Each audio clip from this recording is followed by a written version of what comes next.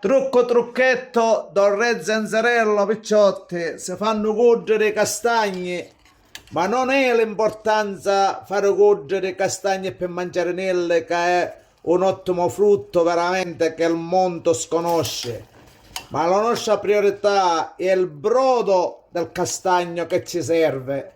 veramente, il brodo del castagno è un rimedio naturale, veramente, che solo il re dello zenzero può inoltrare. Però, siccome non voglio essere copiato, chi ha, diciamo, delucidazione e vuole sapere, rivolgersi a sottoscritto Zenzero Lamone, a che serve il brodo del castagno. E per ma tu puoi dire che tu puoi dire che effettivamente tagliate, sentite, intanto ora i castagni ne mangiamo, ma il brodo dopo facciamo che